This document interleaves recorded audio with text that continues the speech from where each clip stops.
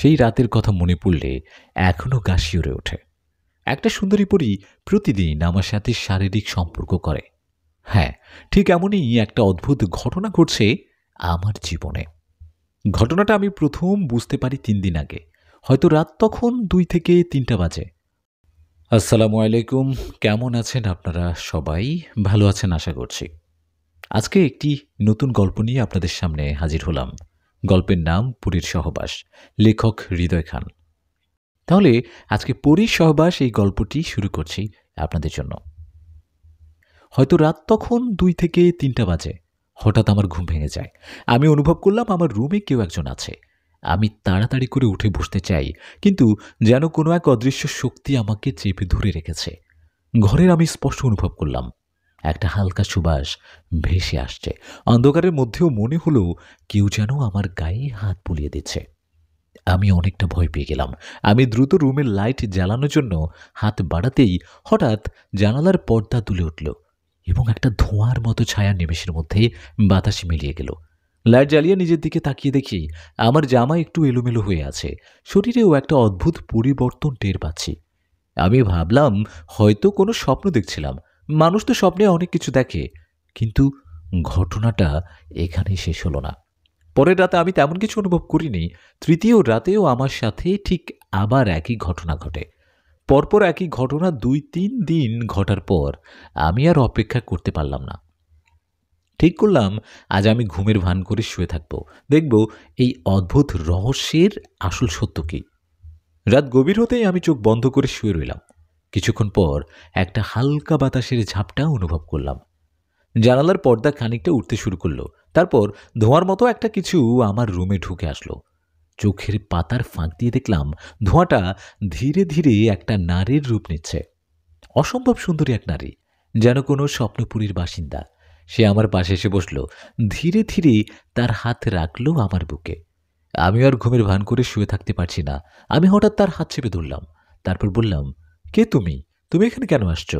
মিষ্টি কণ্ঠে মেয়েটি বলল, আমি রুহি। আমি তোমাকে ভালোবাসি। তুমি কেন রাতে আমার কাছে আসো? আমার সাথে এভাবে ঘনিষ্ঠ হও। তুমি তো মানুষ নও, তাহলে তুমি আমার সাথে শারীরিক সম্পর্ক করো কেন? পরীটা একটু হাসল, বলল, ভালোবাসা কি শুধু মানুষের হয়? আমি তো তোমাকে মনের গভীর থেকে চাই। তোমাকে ছুঁতে চাই, তোমার কাছে থাকতে চাই। আমি একটু রেগে গিয়ে বললাম, এটা তো ঠিক নয়। তুমি আমাকে না জানিয়ে না বুঝিয়ে এসব করছো। এটা তো অন্যায়। পুটিটা চোখ বড় বড় করে বলল, ভালোবাসা কি অন্যায় হতে পারে? আমি জানি তুমি হয়তো আমাকে মেনে নিতেই ভয় পাচ্ছ, কিন্তু আমি তোমার সঙ্গেই থাকব। আমি একটু রাগ দেখিয়ে বললাম, না, এটা সম্ভব না। তুমি এখনই চলে যাও। তুমি এখানে আর আসবে না। পুরি মিষ্টি হেসে বলল, ঠিক আছে, আমি যাচ্ছি, কিন্তু তোমার হৃদয় আমাকে ডাকবে। যখনই ডাকবে আমি টক টক ঠক ঠক করে হৃদয়ের চারপাশে বেয়ে বেয়ে আমি ঠিক আবার তোমার কাছে আসব। পুরীর কথাগুলো শুনে মনে হলো যেন কোনো মায়াবী শক্তি আমাকে ঘিরে ফেলছে। চোখের সামনে ধোঁয়াটা মিলিয়ে গেল আর আমি গভীর ঘুমে তলিয়ে গেলাম। সকালে ঘুম ভাঙল বন্ধুর ফোনের শব্দে। বন্ধুরা কলেজে যাওয়ার জন্য ডাকছে আমায়। কলেজে গিয়ে ঘটনাটা বন্ধুদের বলতেই সবাই হেসে উড়িয়ে দিল। সাজিদ হাসতে হাসতে বলল, বাহ হৃদয়, তোকে তো পরি পটিয়েছে। আমরা তো কল্পনাতেও পরি দেখতে পাই না, আর তুই ডিরেক্ট। সেখানে আমার প্রেমিকা মৃদুও ছিল। সেখানে মৃদু কোনো কথা বলল না, শুধু গভীর দৃষ্টিতে তাকিয়ে রইল। আমি বুঝতে পারলাম ও কষ্ট পেয়েছে। মৃদু ওখান থেকে উঠে চলে যেতে লাগলো। আমি মৃদুর দিকে এগিয়ে গিয়ে বললাম, শুনে তো রাগ করছো? মৃদু চোখের পানি আটকে বলল, আমি কিভাবে সহ্য করব হৃদয়? তোমার সাথে অন্য কেউ এরকম। ওর কষ্ট দেখে আমারও মন খারাপ হয়ে গেল। আমি তাকে বললাম, মিতু, আমি কিছু বুঝতে পারছি না। আমি তো তোমাকে ভালোবাসি। মিতু আর কোনো কথা না বলেই চলে গেল সেখান থেকে। কলেজ শেষে বাড়িতে ফিরলাম। শরীরটাও ভালো লাগছিল না। সারাদিন মাথার মধ্যে ঘুরপাক খাচ্ছিল রাতের ওই পরীটার কথা, যে প্রতি রাতে আমার রুমে আসতো, আমার সাথে সহবাস করত। সেই রাতেও যখন আমি ঘুমানোর চেষ্টা করছিলাম, আমি অনুভব করলাম আমার সেই হালকা সুবাসটা নাকে ভেসে আসছে। ধোঁয়াটা আবার রূপে রূপে ধীরে ধীরে রূপান্তরিত হলো একটা পরীর রূপে। রুহি আস্তে আস্তে আমার পাশে এসে বসলো। আমার কপালে হাত বুলিয়ে বলল, তুমি জানো হৃদয়, তুমি আমার কাছ থেকে পালাতে পারবে না। আমি তোমাকে ছেড়ে কোথাও যাব না। আমি ওর হাতটা সরিয়ে বললাম, রুহি প্লিজ, আমাকে আর কষ্ট দিও না। পরীটা হাসে, আমাকে বলল, আমি তোমাকে ভালোবাসি হৃদয়, তোমার সাথে শারীরিক সম্পর্ক করতে আমার ভালো লাগে, আমি প্রতি রাতে এখানে আসব। পরী কথা শুনে আমি হতবাক হয়ে গেলাম। আমি বুঝতে পারছিলাম ও আসলেই আমাকে ছেড়ে যাবে না। আমি চেষ্টা করলাম শক্ত হওয়ার, কিন্তু কেন যেন মনে হচ্ছিল আমি তার মায়ায় আটকে গেছি। আমি পরীর চোখের দিকে তাকিয়ে বললাম, তুমি আমার সাথে যা করছো এটা ঠিক নয়। আমি একজন মানুষ, আমার নিজের জীবন আছে, আমার একজন ভালোবাসার মানুষ আছে। তুমি আমাকে এভাবে তোমার সাথে শারীরিক সম্পর্ক করতে বাধ্য করতে পারো না। পরী একটু হেসেই আবার মুখের কাছে এসে বলল, হৃদয়, তুমি কি সত্যি আমাকে ঠেলে দিতে পারবে? তোমার শরীর আমাকে কি ঠেলে দিতে পারবে? আমি নিজেও বুঝতে পারছিলাম না পরীর কথায় কেন আমি এত দুর্বল হয়ে যাচ্ছি। পরী আস্তে আস্তে তার হাত আমার বুকের উপর রাখল। হাত রাখার সাথে সাথে আমি শরীরে একটা শান্তি অনুভব করলাম। আমি চোখ বন্ধ করে ফেললাম। এটা কি ভালোবাসা, নাকি কোনো এক মায়া আমাকে বশ করে ফেলেছে? এবার আমি ঠিক করলাম, এবার আমি সত্যিটা আমাকে জানতেই হবে। আমি জোর করে তার থেকে নিজেকে সরিয়ে নিলাম। উঠে দাঁড়িয়ে বললাম, সত্যি করে বলো, আসলে আসলে তুমি কি চাও? তুমি আমার সাথে প্রতিদিন শারীরিক সম্পর্ক করছো কেন? শারীরিক সম্পর্ক করার পেছনে তোমার কারণটা কি? পরি বলে, আমি শুধু তোমার কাছে থাকতে চাই। আমি যদি তোমার কাছে থাকি তাহলে আমার ভালো লাগে। এটা শুনে আমি পুরীর দিকে তাকালাম। তার চোখে এক মায়ার টান ছিল, যেন সে চাইছে আমি তার দিকে আবার ঝুঁকে পড়ি। কিন্তু আমি মৃত্যুর কথা চিন্তা করে শক্ত থাকলাম। আমি বলি, তুমি আমার ভালোবাসা চাইতে পারো, কিন্তু আমার জীবনটাও তো আমার। এভাবে কাউকে না জানিয়ে কারোর সাথে শারীরিক সম্পর্ক করা অন্যায়। পরি তখন বলল, তুমি কি মনে করো আমি চাইলে তোমাকে জোর করে আটকে রাখতে পারি না? আমি চাইলে কি তোমার সাথে জোর করে শারীরিক সম্পর্ক করতে পারি না? আমি কিছু না বলে শুধু ওর চোখে চোখ রেখে চুপ করে সেখানে দাঁড়িয়ে রইলাম। পরি বলে, আমি সত্যিই তোমাকে অনেক ভালোবাসি হৃদয়, কিন্তু আমি চাই না তুমি আমার থেকে পালিয়ে বেড়াও। যদি তুমি সত্যি জানতে চাও তাহলে আমি তোমাকে সব বলবো। আমি নড়ে চড়ে বসে বসলাম। বলো, সত্যিটা বলো, আমি শুনছি। পরি বলে, তুমি তো জানো আমি এই পৃথিবীর কেউ নই। আমি হলাম একজন পরী, কিন্তু আমি সাধারণ পরীদের মতো নই। আমার একটা অনেক বড় অভিশাপ আছে। আমি যদি একবার কোনো মানুষের প্রতি আকৃষ্ট হয়ে যাই তাহলে আমাকে তার সঙ্গে সারা জীবন থাকতে হবে। আমি তোমার প্রতি আকৃষ্ট হয়েছি হৃদয়, এখন তুমি চাইলেও আমি তোমাকে ছেড়ে যেতে পারবো না। এটা শুনে আমি হতবাক হয়ে গেলাম। মানে, এটা কেমন অভিশাপ?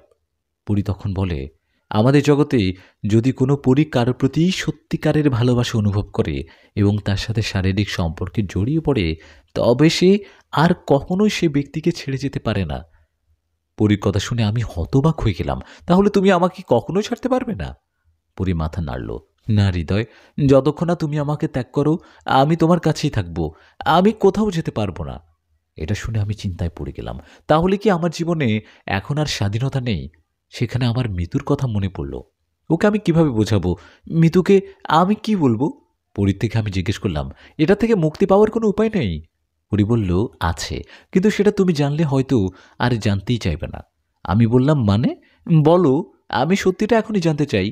পরী তখন আমাকে বলে, আমি যদি তোমার হাত থেকে পুরোপুরি মুক্তি চাই তাহলে তোমাকে, না থাক, তুমি শুনতে চাইবে না, হয়তো মেনেও নিতে পারবে না। আমি বললাম, বলো বলো, আমি শুনতে চাই।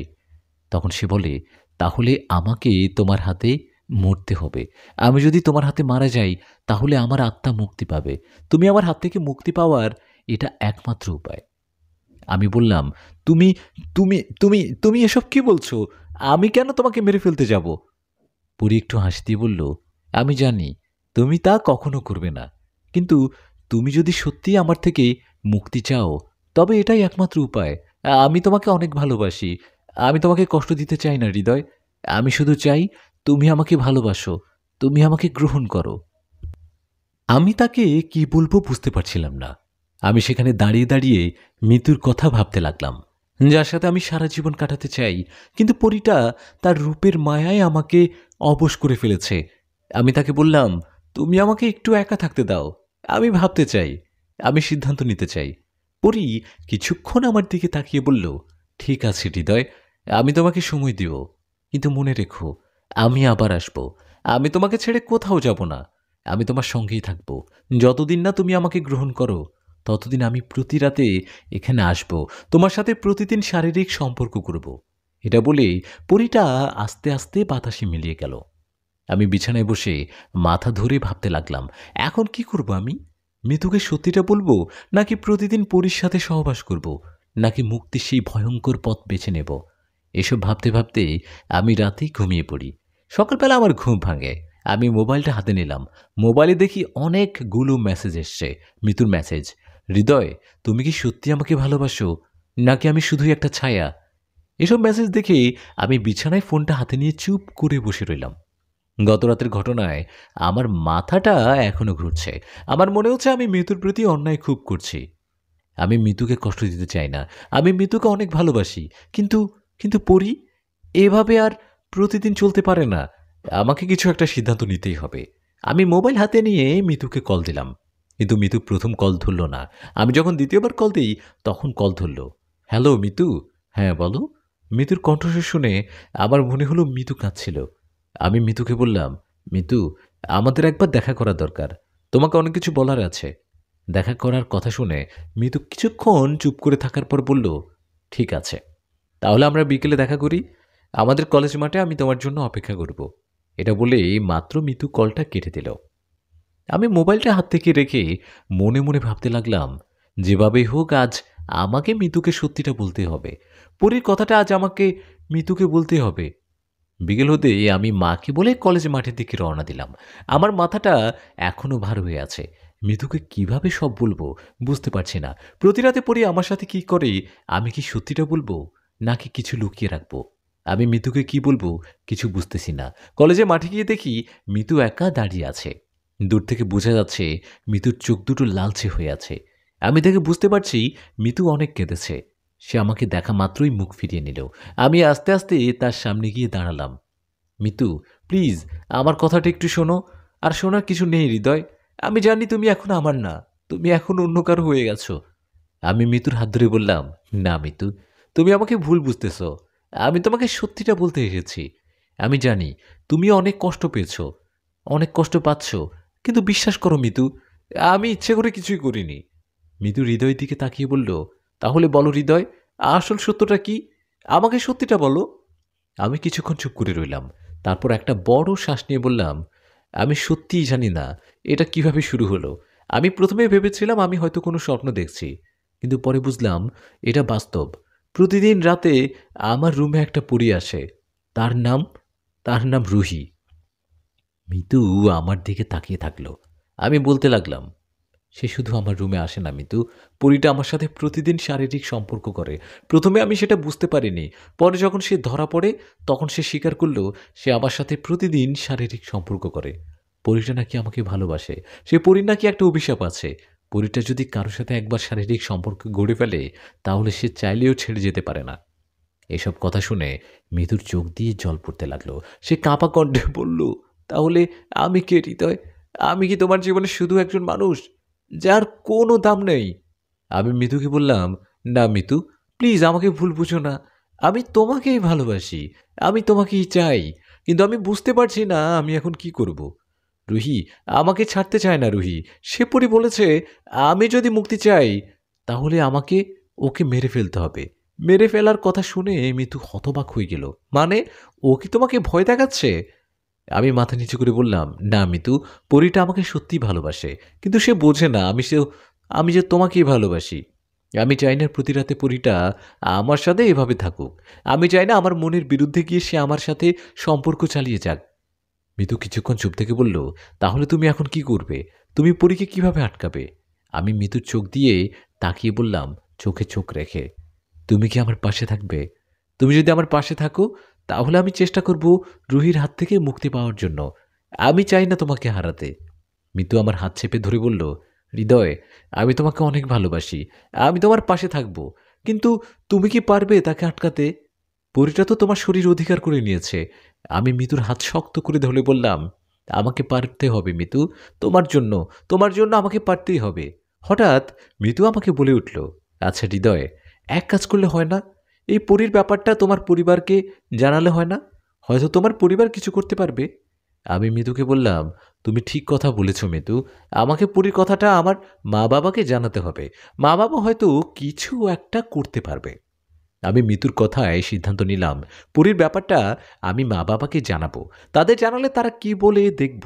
আমি মিতুর সাথে কিছুক্ষণ কথা বলে বাসার উদ্দেশ্যে রওনা দিলাম। বাসায় এসে মাকে ডাকতে লাগলাম, মা, কোথায় তুমি? এদিকে একটু এসো তো, তোমার সাথে কিছু জরুরি কথা আছে, তাড়াতাড়ি এসো। আমারটাকে মা ছুটে এসে বলল, কি হয়েছে রে হৃদয়, এভাবে ডাকতেছিস কেন? আমি মায়ের দিকে তাকিয়ে বললাম, মা, তোমাকে একটা জরুরি কথা বলার ছিল, কিন্তু কথাটা কিভাবে বলবো বুঝতে পারছি না। আমি জানি মা, তুমি হয়তো আমার কথাটা বিশ্বাস করতে পারবে না। মা আমার দিকে তাকিয়ে কিছুক্ষণ অবাক দৃষ্টিতে বলল, কি হয়েছে হৃদয়? আর তুই কিসের কথা বলতেছিস? তোর মুখ এত চিন্তিত কেন? সব ঠিক আছে তো রে বাবা? চুপ করে আছিস কেন? কি হয়েছে বল? আমি বড় একটা শ্বাস নিয়ে বললাম, মা, কয়েকদিন ধরে একজন পরী আমার সাথে প্রতিদিন রাতে শারীরিক সম্পর্ক করে। মা আমার দিকে তাকিয়ে বলল, কি? পরী তোর সাথে শারীরিক সম্পর্ক করে মানে? তুই কি পাগল হয়ে গেছিস নাকি? এটা কিভাবে সম্ভব? আর পরী তোর সাথে শারীরিক সম্পর্ক করবে বা কেন? হ্যাঁ মা, আমি যা বলছি সব সত্যি বলছি। প্রতি রাতে পরীটা আমার কাছে আসে। প্রথমে আমি কিছু বুঝতে পারিনি, কিন্তু পরে বুঝলাম এটা সত্যি। তার নাম রুহি। মা, পরীটা আমার সাথে এগুলো করার পর আর এখন সে আমাকে ছাড়তে চায় না। আমি এখন কি করব বুঝতে পারছি না। পরীটা আমি কিভাবে আটকাবো মা পরীটাকে? মা হতবাক হয়ে কিছুক্ষণ পর আমাকে বলল, হৃদয়, তুই এটা কি বলতেছিস? এটা তো খুব খারাপ কথা। আমি মাথা নিচু করে বললাম, হ্যাঁ মা, এটা মিথ্যে নয়। আমি জানি এটা হয়তো তোমার বিশ্বাস হচ্ছে না, কিন্তু এটাই সত্যি মা। আমি কি করব বুঝতে পারছি না, তাই ব্যাপারটা তোমাকে জানানোর সিদ্ধান্ত নিয়েছি। মা কিছু সময় চুপ করে রইলেন। তারপর আমার দিকে তাকিয়ে বললেন, তুই চিন্তা করিস না হৃদয়। রাতে তোর বাবা বাসায় আসুক, আগে ব্যাপারটা তোর বাবাকে জানাই, তারপর দেখি তোর বাবা কি বলে। আমি মায়ের কথায় সায় দিয়ে বললাম, মা, আমি পরীটাকে আমার জীবন থেকে ছাড়াতে চাই। আমি চাই না আমার জীবনে একজন পরী থাকুক। আর যদি আমার কথা বিশ্বাস না হয়, তাহলে আজকে রাতে আমার রুমে পরীটা আসবে। আজকে রাতে তুমি আমার রুমের জানালা দিয়ে পরীটাকে দেখতে পাবে। পরী না জানে মতন তুমি আজকে রাতে আমার রুমের পাশে দাঁড়িয়ে থাকবে। তাহলে তুমি সব সত্যি কথা জানতে পারবে। মামাকে বলল, বেশ, তাহলে আমি তাই করব। যাই, তুই এখন ফ্রেশ হয়ে কিছু খাবার দিচ্ছি, খেয়ে নে। রাতে খাবার টেবিলেই সবাই চুপচাপ ছিল। মা তেমন কিছু বলছিল না। বাবাও শান্তভাবে খাচ্ছিলেন। আমি বাবার দিকে তাকিয়ে বুঝতে পারছিলাম মা হয়তো পরীর ব্যাপারটা বাবাকে কিছুই বলেননি। হয়তো মা আজকে রাতে নিজেই দেখে নিশ্চিত হতে তারপর বলবে। খাবার দাবার শেষ করে আমি আমার রুমে চলে গেলাম। ঘড়ির কাঁটা তখন রাত 12টা ছুঁই ছুঁই। আমার কথা মতো মা আমার রুমের পাশেই দাঁড়িয়েছিলেন, লুকিয়ে সব কিছু দেখার জন্য। আমি জানতাম পরীটা আজকেও আসবে। সে প্রতিদিন আসে, আজকেও আসবে। কিছুক্ষণ পর আমার রুমে হঠাৎ বাতাসে একটা শীতল অনুভূতি ছড়িয়ে পড়ল। জানালার পর্দা অদ্ভুতভাবে উঠতে শুরু করলো। তখনই আমি বুঝতে পারছি সে পরীটা আসছে। তারপর জানালা দিয়ে সে কালো ধোঁয়াটা এসে আমার শরীরের উপর বসে। তার ঠান্ডা হাত আমার গালে লাগিয়ে বলল, হৃদয়, তুমি আমাকে ডাকোনি, তবুও আমি এসেছি। কেন জানো? কারণ তুমি আমার, শুধু আমার। আমি ঘাড় ফিরিয়ে দেখলাম জানালার পাশ থেকে মা লুকিয়ে সব কিছু দেখছেন। মা যেন পরীটাকে দেখে হতবাক হয়ে গেছেন। মা চোখ বড় বড় করে তাকিয়ে আছেন পরীর দিকে। আমি জানতাম এই মুহূর্তে মা বুঝতে পারছেন যে আমি যা বলেছি তা সত্যি। আমি মুখ থেকে পরীর হাত সরিয়ে দিয়ে বললাম, রুহি, তুমি চলে যাও। আমি চাই না তুমি আমার জীবনে থাকো। তুমি আমাকে মুক্তি দাও। পরী আমাকে ধীরে ধীরে বলল, তুমি কি জানো হৃদয়, একবার যদি কোনো পরী তার ভালোবাসার মানুষকে ছুঁয়ে ফেলে, তবে সে আর কখনো তাকে ছাড়তে পারে না। তুমি আর আমি একসাথে থাকব ভালোবাসা নিয়ে। তুমি আমার, আর আমি তোমাকে কোনোভাবেই ছাড়তে পারবো না। আমার শরীর আস্তে আস্তে ঘামতে লাগলো। আমি জানি না আমি কি করব। মা তখনও জানালার পাশে দাঁড়িয়ে আছেন। দেখে বোঝা যাচ্ছে মা পরীকে দেখে যেন ভয় পেয়ে গেছেন। আমি আবার পরীর দিকে তাকিয়ে বললাম, তুমি কি আমাকে ভালোবাসো, নাকি এটা কেবল তোমার ইচ্ছা? পরীটা কিছুক্ষণ চুপ থেকে তারপর তার ঠোঁট আমার কানের কাছে এনে ফিস ফিস করে বলল, ভালোবাসি হৃদয়, আমি সত্যি তোমাকে অনেক ভালোবাসি। এদিকে মা মা এতক্ষণ চুপ থাকলেও হঠাৎ মা আমার ঘরে ঢুকে পড়লেন। হাতের মধ্যে কিছু একটা শক্ত করে ধরে রেখেছেন। মা কাঁপা গলায় বললেন, তুই যাই হোস, আমার ছেলেকে ছেড়ে দে। তুই আমার ছেলের জীবন নষ্ট করিস না। রুহি মায়ের দিকে তাকালো। তারপর সে শান্ত গলায় বলল, আমি হৃদয়কে ছাড়তে পারবো না। আমি চাইলে চলে যেতে পারতাম, কিন্তু আমি ওকে ভালোবেসে ফেলেছি। একবার ভালোবাসলে কি আর ফেলা যায়? মা বললেন, ভালোবাসা যদি সত্যি হয় তাহলে কাউকে কষ্ট দিয়ে তা ধরে রাখা যায় না। তুই কি হৃদয়কে সুখী দেখতে চাস না? মায়ের কথা শুনে পরীটা বলল, আমি হৃদয়কে সুখী দেখতে চাই, কিন্তু তার থেকে দূরে গিয়ে নয়। আমি ওকে ভালোবাসি। আমি হৃদয়ের সাথেই থাকতে চাই। মা এবার রাগী চোখে বললেন, তুই যদি সত্যি ওকে ভালোবাসিস তাহলে তুই কেন ওর জীবন ধ্বংস করছিস? তুই জানিস মানুষের পরীর মিলন সম্ভব নয়। এটা ঠিক না। এটা কেউ মেনে নেবে না। পরীটা কিছুক্ষণ চুপ করে রইল। পরীটা যেন মায়ের কথার উত্তর খুঁজছিল। কিন্তু আমি বুঝতে পারছিলাম পরীটা এত সহজে হাল ছাড়বেন না। পরীটা বলল, এটা কখনো সম্ভব নয়। আমি হৃদয়কে কখনো ছাড়তে পারবো না। আমি প্রতি রাতে এখানে আসব। আমাকে কেউ আটকাতে পারবে না। মা পরীকে বলল, যদি তোকে আটকানোর কোনো উপায় না থাকে তাহলে আমাকে অন্য কোনো ব্যবস্থা নিতে হবে। পরীটা মায়ের কথায় একটা হাসি দিয়ে বলল, মানুষ আমাকে কখনো আটকাতে পারবে না। আপনি যত কিছুই করুন, আমি হৃদয়কে ছেড়ে যাব না। মা এবার পেছনে লুকিয়ে রাখা জিনিসটা বের করলেন, একটা তাবিজ। সেটা দেখে পরীর চোখ মুহূর্তের জন্য বড় বড় হয়ে গেল। তারপর পরীটা বলতে লাগলো, এটা এটা কোথায় পেলেন? মা বললেন, আমি জানি তোদের মতো পরীদের কিসের ভয় থাকে। আমি তান্ত্রিকের কাছে গিয়েছিলাম, তিনি আমাকে এটা দিয়েছেন। এই তাবিজটা যার কাছে থাকে তাকে নাকি কোনো পরী বা খারাপ শক্তি স্পর্শ করতে পারে না। রুহি ভয়ে ভয়ে একটু পেছনে সরে গেল। আমি বললাম, রুহি, দয়া করে চলে যাও। আমি আর এভাবে থাকতে পারছি না। রুহি আমার দিকে তাকিয়ে বলল, হৃদয়, তুমি কি আমাকে ভালোবাসো না? মা তখন তাবিজটা পরীর দিকে এগিয়ে দিলেন। তাবিজটা দেখে পরী ভয়ে ভয়ে কাঁপতে কাঁপতে বলল, প্লিজ, আমি চলে যাব। আমি চলে যাব। আচ্ছা, আমি চলে যাচ্ছি, কিন্তু মনে রেখো আমি আবার আসব। পরী দেহটা কালো ধোঁয়া হয়ে বাতাসে হারিয়ে গেল। মা আমাকে বলতে লাগলো, হৃদয়, তুই কোনো চিন্তা করিস না। এই নেই, এই নেই, তুই এই তাবিজটা তোর কাছে রাখ। তোর কাছে এই তাবিজটা যতদিন থাকবে ততদিন ওই পরীটা তোর কাছে আসতে পারবে না। আমি মাকে বললাম, আচ্ছা মা, তুমি আমাকে একটা কথা বলো তো, তুমি এই তাবিজটা কোথায় পেলে? মা আমাকে বলল, তুই যখন আমাকে পরীর কথা বললি তখন আমি এটা নিয়ে কিছুক্ষণ ভাবলাম। তারপর চিন্তা করলাম একটা তান্ত্রিকের সাথে কথা বলে দেখি। তারপর আমি একজন তান্ত্রিকের কাছে গিয়ে সব ঘটনা খুলে বললাম। তান্ত্রিক সবকিছু শোনার পর আমাকে এই তাবিজটা দেয়। তান্ত্রিক আমাকে বলেছিল, এই তাবিজটা যার কাছে থাকবে তাকে কোনো অশুভ শক্তি বা কোনো খারাপ পরী স্পর্শ করতে পারবে না। তাই এই তাবিজটা তোকে দিতে সে আমাকে বলল। আমি মাকে বললাম, মা, আমি এই তাবিজটা কতদিন নিজের কাছে রাখবো? এটা যদি কোনো সময় হারিয়ে যায় তখন আমি কি করব? মা আমাকে বলল, হৃদয়, তুই কোনো চিন্তা করিস না। কালকে সকাল হলে আমি তোর বাবাকে পুরীর কথাটা বলবো। আমি তোর বাবাকে নিয়ে আবার ওই তান্ত্রিকের কাছে যাব। আমরা কবিরাজের সাথে কথা বলবো। তুই কোনো চিন্তা করিস না। অনেক রাত হয়েছে, তুই এখন ঘুমিয়ে পড়। মায়ের কথায় আমি চুপচাপ শুয়ে পড়লাম। কিন্তু অনেক চেষ্টা করার পরও আমার ঘুম আসছিল না। মনে হচ্ছিল সে পরীটা আমার রুম থেকে এখনো যায়নি। সে এখনো কোথাও কাছেই আছে। হঠাৎ বাতাসের জানালার পর্দা একটু নড়তেই আমার বুকটা ধক করে উঠল। আমার মনে হলো ওখানে পরীটা আছে। সারা রাত আমি তাবিজটা শক্ত করে ধরে রাখলাম। সে রাতেই আর পরীটা এলো না। মনে হলো তাবিজটা সত্যিই কাজ করছে। পরের দিন সকাল হতেই মা বাবাকে সব বলার জন্য ডাকলেন। কথাগুলো শোনার পর বাবা প্রথমে বিশ্বাস করতে চাননি, কিন্তু মায়ের চোখে মুখের ভয় দেখে একটু সন্দেহ হলো। বাবা মাকে বললেন, তুমি কি সত্যি বলছো? একটা পরী প্রতি রাতে হৃদয়ের কাছে আসে? সে হৃদয়ের সাথে শারীরিক সম্পর্ক করতে করে? আল্লাহ, কি বলো এসব? মা বললেন, হ্যাঁ, কালকে রাতে আমি নিজের চোখে দেখেছি। রাতে আমি পরীটার সাথে কথাও বলেছি। পরীটা হৃদয়কে কোনো পথে ছাড়তে চায় না। বাবা এবার আমার দিকে তাকিয়ে বললেন, তুই কি ঠিক আছিস হৃদয়? কোনো কারণে তোর মাথায় ভুল ধারণা ঢুকে যায়নি তো? মা রাগী গলায় বললেন, তুমি ছেলেকে দোষ দিচ্ছ কেন? আমি বললাম না কাল রাতে পরীটাকে আমি নিজের চোখে দেখেছি? বাবা কিছুক্ষণ চুপ করে থাকলেন। তারপর বললেন, ঠিক আছে, তাহলে আমাদের তান্ত্রিকের কাছে যেতে হবে। দেখি তান্ত্রিক কি বলেন।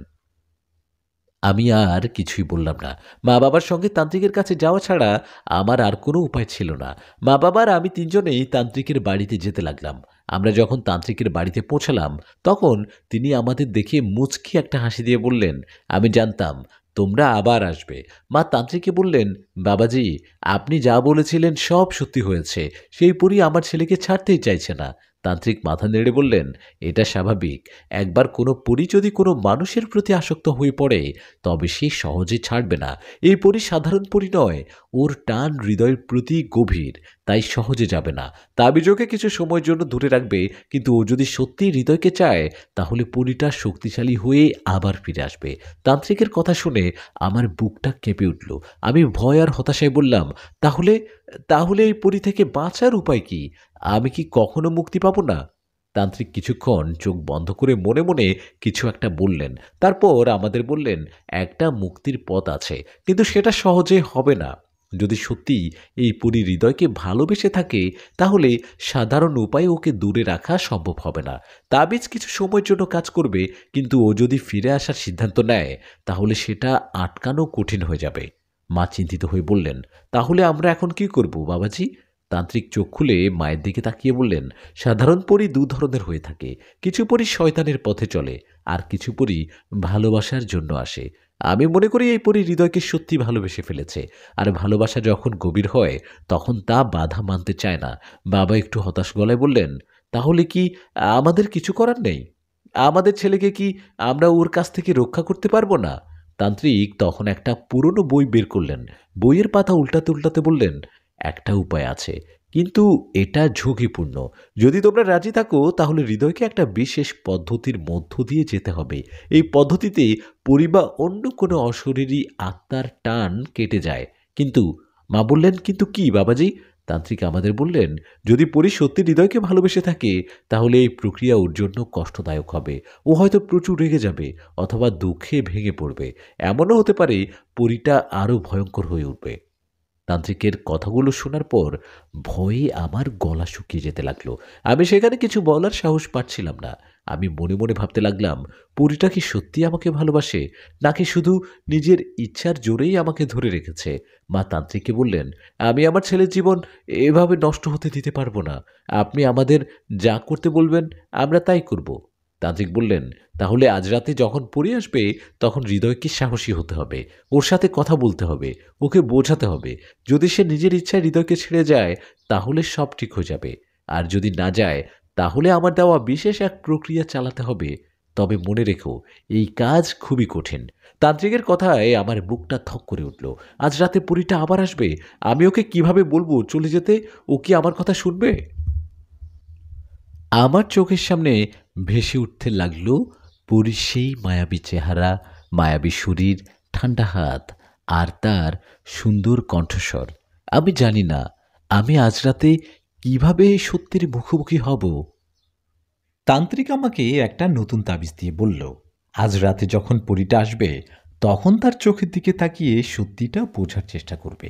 যদি সে তোমাকে সত্যিকারের ভালোবাসে, তাহলে ওর চোখে কষ্ট ফুটে উঠবে। আর যদি ওর ভালোবাসা কেবল আসক্তি হয়, তাহলে পরীটা রাগ দেখাবে। আমি মাথা নিচু করে তান্ত্রিককে বললাম, আর যদি পরীটা রাগ করে, তাহলে কি হবে? তান্ত্রিক আমার কাঁধে হাত রেখে বলল, তাহলে তুমি বুঝবে, পরীটা তোমাকে শুধু নিজের দখলে রাখতে চায়, ভালোবাসতে নয়। সারাদিন মনের মধ্যে এক অজানা ভয় ছিল।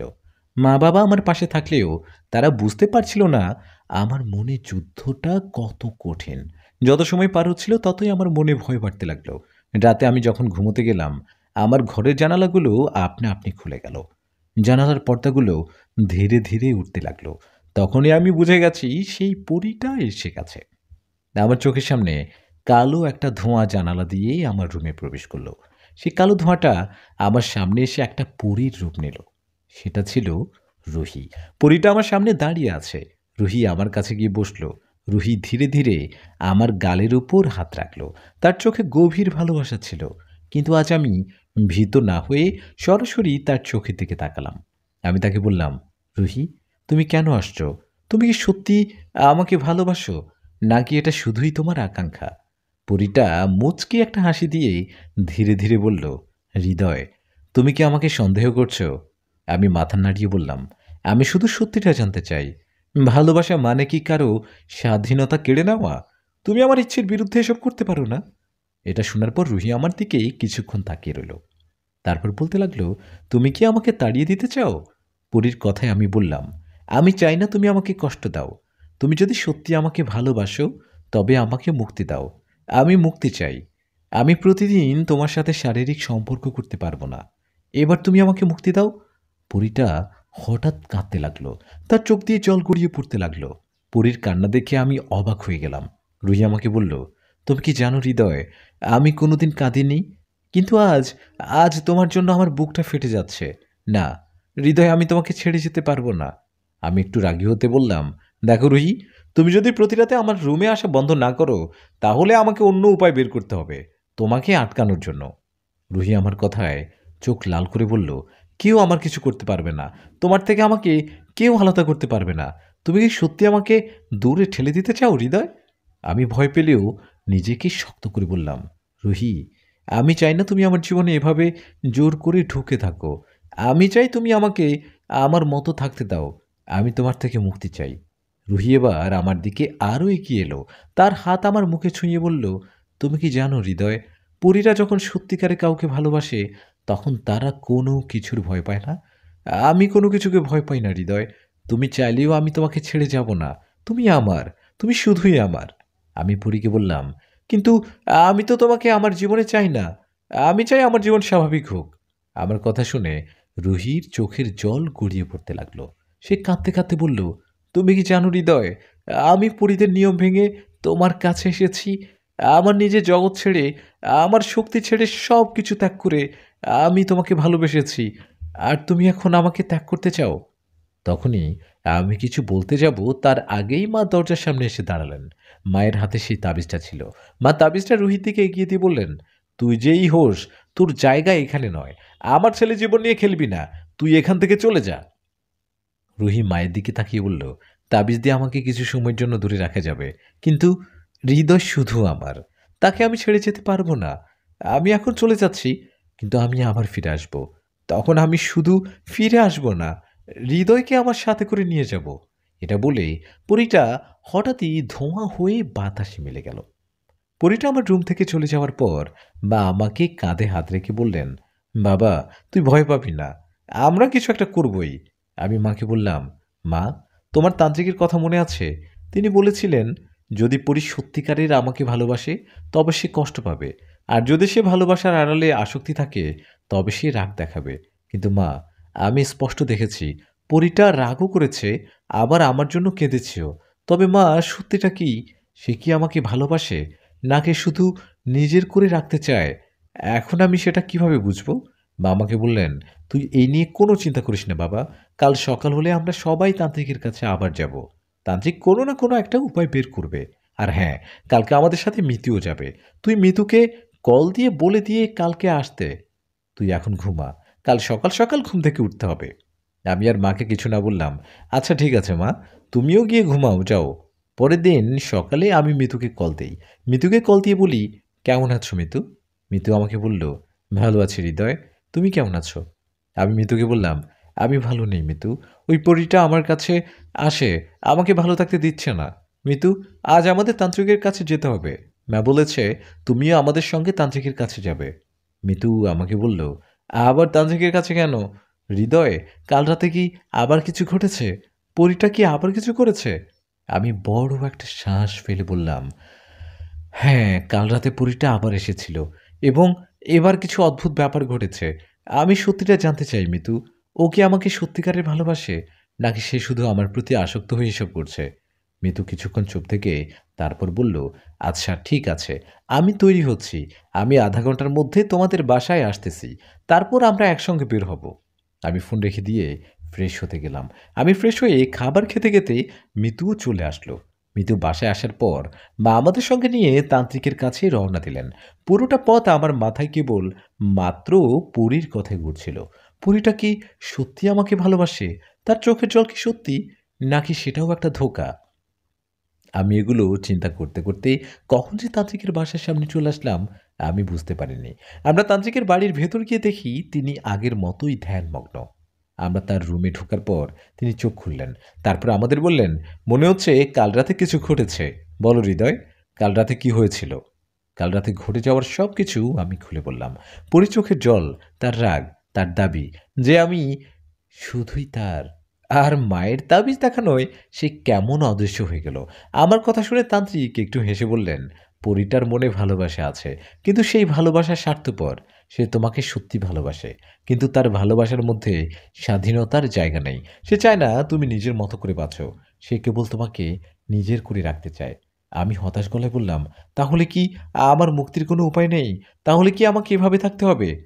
তান্ত্রিক কিছুক্ষণ চুপ থেকে বললেন, উপায় আছে, কিন্তু সেটা সহজ হবে না। পরীটাকে বাধ্য করতে হবে তোমাকে ছেড়ে চলে যাওয়ার জন্য। তার জন্য তোমাকে একটা কঠিন সিদ্ধান্ত নিতে হবে হৃদয়। তুমি কি সেটা পারবে? আমি বললাম, পারবো। আমাকে কি করতে হবে বলুন? তান্ত্রিক একটা সামনে এসে সময় নিয়ে আমাকে বলল, পরীটাকে বন্দি করে ফেলতে হবে। এটা ছাড়া আর কোনো কিছু দিয়েই পরীটাকে আটকানো যাবে না। আজ থেকে ২ দিন পর অমাবস্যার রাত। অমাবস্যার রাতে যজ্ঞের মাধ্যমে পরীটাকে বন্দি করতে হবে। তান্ত্রিকের কথা শুনে আমি হতবাক হয়ে বললাম, পরীটাকে বন্দি করতে হবে? পরীটাকে যদি বন্দি করা না যায় তাহলে কি হবে? তান্ত্রিক এবার বললেন, সিদ্ধান্ত তোমার হৃদয়। তবে মনে রেখো, এই যজ্ঞের পর যদি পরীটা বন্দি হয় তবে আর কখনো ফিরে আসতে পারবে না। আমি বড় একটা শ্বাস নিয়ে বললাম, ঠিক আছে তান্ত্রিক বাবা, আমি রাজি। তান্ত্রিক মাথা নেড়ে বললেন, তাহলে আজ থেকে ২ দিন পর অমাবস্যার রাতে পরীটাকে বন্দি করতে হবে। ২ দিন সময়ের মধ্যেই পরী তোমার কাছে আসবে, তোমাকে বাধা দেওয়ার চেষ্টা করবে। কারণ সে যদি বুঝতে পারে যে তুমি তাকে বন্দি করার পরিকল্পনা করছো, তাহলে সে ভয়ঙ্কর হয়ে উঠবে। সে কাউকে ছাড়বে না। পরীটা যেন বুঝতে না যে আমরা তাকে বন্দি করব। কোনোভাবেই যেন সে বুঝতে না পারে। তান্ত্রিক আমার হাতে একটা নতুন তাবিজ দিয়ে বললেন, এটা রাখো হৃদয়। পরী যদি তাকে বন্দি করার ব্যাপারটা জেনে যায় তাহলে তোমার ক্ষতি করার চেষ্টা করবে। যদি পরিস্থিতি ভয়ানক হয়ে যায় তাহলে এই তাবিজটা তোমার কাছে রাখবে। তাবিজটা তোমার কাছে থাকলে পরীটা তোমাকে স্পর্শও করতে পারবে না। আমরা তাবিজটা নিয়ে সেখান থেকে বেরিয়ে এলাম। মিতু আমার পাশে এসে বসল। হৃদয়, আমার ভয় করছে। কারো কিছু হবে না তো? আর তুমি একটু সাবধানে থাকবে। আমি বললাম, তুমি চিন্তা করো না মিতু, আমি সাবধানে থাকবো। আর আমার কাছে তো তান্ত্রিকের দেওয়া তাবিজটা আছে। আমার কিচ্ছু হবে না। এরপর আমরা সবাই বাসায় চলে আসলাম। আমি বাসায় যাওয়ার পর ফ্রেশ হয়ে রাতে খাওয়া-দাওয়া করে নিজের রুমে যাই। রাতে আমি ঘুমিয়ে পড়ি। রাতে আমার উষ্ণতা লাগতে শুরু করলো। হঠাৎ গরম একটা নিঃশ্বাস আমার ঘাড়ে এসে লাগে। তখনই আমার ঘুম ভেঙে যায়। আমি উঠে লাইট জ্বালাতে যাব, তখনই আমি খেয়াল করি আমার গায়ের কাপড় এলোমেলো হয়ে আছে। সেই সাথে আমার পুরো শরীর ঘেমে একাকার হয়ে গেছে। আমি লাইটটা জ্বালানো মাত্রই দেখি পরীটা আমার পাশে শুয়ে আছে। পরীকে দেখে আমার আর বোঝার বাকি ছিল না পরী আমার সাথে সহবাস করেছে। আমি তাকে বললাম, তুমি আবার আসছো এখানে? তুমি আবার আমার সাথে খারাপ কাজ করেছো? পরী একটা হাসি দিয়ে বলল, তুমি কি ভাবলে তুমি ওই তান্ত্রিকের একটা তাবিজ দিয়ে আমাকে আটকে রাখতে পারবে? এটা তোমাদের ভুল ধারণা। আমাকে কেউ আটকাতে পারবে না। তাবিজের কথা শুনে আমি তাড়াতাড়ি তাবিজটা খুঁজতে লাগলাম। আমার প্যান্টের পকেটে হাত দিয়ে দেখি তাবিজটা আমার কাছেই আছে। আমি নিজে নিজে বলতে লাগলাম, এটা কিভাবে সম্ভব? তাবিজ তো আমার সাথে আছে। তাহলে তুমি আমাকে কিভাবে স্পর্শ করলে? ওই তান্ত্রিক তো বলল, এই তাবিজটা আমার কাছে থাকলে তুমি আমাকে স্পর্শ করতে পারবে না। তাহলে তুমি কিভাবে আমার সাথে শারীরিক সম্পর্ক করতে পারলে? আমার কথা শুনে পরী জোরে একটা হাসি দিয়ে বলল, তুমি কি ভাবলেই ওই তান্ত্রিক আমাদের আলাদা করতে পারবে? তান্ত্রিক আমাদের জীবনেও আলাদা করতে পারবে না। পরীর কথা শুনে আমি হতবাক হয়ে গেলাম। কিছুক্ষণ পর আমি তাকে বললাম, আচ্ছা, তুমি কি করে জানলে যে আমি তান্ত্রিকের কাছে গেছি? তান্ত্রিক যে আমাকে একটা তাবিজ দিয়েছে সেটাও বা তুমি কিভাবে জানলে? পরী আবার জোরে একটা হাসি দিয়ে বলল, আমি সব জানি। তুমি কোথায় যাচ্ছ? তুমি কার সাথে দেখা করছো? তুমি কার সাথে কি কথা বলছো? সবকিছুই আমার জানা। আমি সব জানি। পরীর কথা শুনে আমার বুকটা ধুপ করে উঠল। আমি ভয়ে, ভয়ে তাকে বললাম, এটা হতে পারে না। আমি কোথায় যাচ্ছি সেটা তুমি কিভাবে জানবে? পরী বলল, আমি সব কিছুই জানি। তুমি, তোমার মা আর তোমার প্রেমিকা মিতু সবাই মিলে তান্ত্রিকের কাছে গেছে, তাই না? শোনো হৃদয়, তুমি মনে করেছো আমি শুধু তোমার কাছে রাতে আসি, তাই না? তাহলে শোনো, তুমি কি করো, কার সাথে দেখা করো, আর কার সাথে কি কথা বলো, এই সব কিছু জানার জন্য আমি কতগুলো পরী পাঠিয়েছি। পরীগুলো তোমার খবর এনে আমাকে দেয়। পরী কথা শুনে আমার অনেক ভয় লাগতে লাগলো। আমি মনে মনে ভাবতে লাগলাম, তাহলে কি তাকে বন্দি করার কথা সেটাও কি সে জেনে গেছে? ও যদি সেটা জেনে যায় তাহলে এখন কি হবে? পরী আমাকে বলল, মনে মনে কি ভাবছো? আমাকে বন্দি করার কথা ভাবছো? এটা শুনে আমার বুকটা ধুপ করে উঠল। আমি পরীকে কি বলবো বুঝতে পারছিলাম না। আমি সেখানে হতবাক হয়ে দাঁড়িয়ে রইলাম। পরি বলতে লাগলো, ওই তান্ত্রিক আমাকে বন্দি করার কথা ভাবছে, তাই না? তুমি শুনে রাখো, আমাকে কেউ বন্দি করতে পারবে না হৃদয়। আমি হলাম পরিজাতির মধ্যে সবচেয়ে শক্তিশালী পরী। আমাকে কেউ বন্দি করতে পারবে না। আমাকে যদি সহবাস করা থেকে কেউ বাধা দেয়, তাহলে তাদের আমি জানে মেরে ফেলব। আমি ভয়ে, ভয়ে পরীকে বললাম, "আমি তোমার কি ক্ষতি করেছি? তুমি আমার পিছু ছাড়ছো না কেন? প্লিজ, তুমি আমার সাথে এরকম করো না।" পরী জোরে একটা হাসি দিয়ে বলল, "এটা কখনো সম্ভব হবে না। আর আমাকে যেই বাধা দেওয়ার চেষ্টা করবে, তাকে আমি জানে মেরে ফেলব। এই কথাটা মাথায় রাখিস। আর হ্যাঁ, আমি ওই তান্ত্রিকের এমন অবস্থা করেছি যে, সে আর আমাকে বন্দি করার কথা জীবনেও ভাববে না।" তান্ত্রিকের কথা শুনে আমার মাথায় আকাশ ভেঙে পড়ার মতো অবস্থা। আমি পরীকে বললাম, তুমি তান্ত্রিকের সাথে আবার কি করেছো? তুমি তান্ত্রিকের ক্ষতি কেন করছো? পরী বলল, আমি তান্ত্রিককে জানে মেরে ফেলেছি। সেই তান্ত্রিক আমাকে বন্দি করার কথা ভেবেছে। তাকে তো শাস্তি দিতেই হবে। তাই আমি তাকে একেবারে জানে মেরে ফেলেছি। আমি অবাক হয়ে বললাম, কি? তুমি তান্ত্রিককে জানে মেরে ফেলেছো? তুমি তান্ত্রিককে কেন মারছো? তান্ত্রিক তোমার কি ক্ষতি করেছে? তান্ত্রিক আমাকে বন্দি করার চেষ্টা করেছে। তাই আমি তাকে মেরে ফেলেছি। সেটা যদি তোমার বিশ্বাস না হয়, তাহলে তুমি তান্ত্রিকের বাড়িতে গিয়ে দেখতে পারো। আর তুমি একটা কথা মনে রেখো, তোমাকে যেই সাহায্য করবে তাকে আমি জানে মেরে ফেলবো। এটা বলে পরীর কালো ধোঁয়াটা বাতাসে মিলিয়ে গেল। আমি সেখানে বসে কি করব বুঝতে পারছিলাম না। পরীর কথা শুনে আমার হাত পা কাঁপতে লাগলো। আমি আতঙ্কে বিছানায় বসে পড়লাম। পরী যদি সত্যি, সত্যি তান্ত্রিককে মেরে ফেলে, তাহলে আমার মুক্তির পথ তো একেবারে বন্ধ হয়ে গেল। আমি দ্রুত আমার ফোন বের করে তান্ত্রিকের মোবাইলে কল দিলাম। কিন্তু তান্ত্রিকের মোবাইলে কল যাচ্ছে না।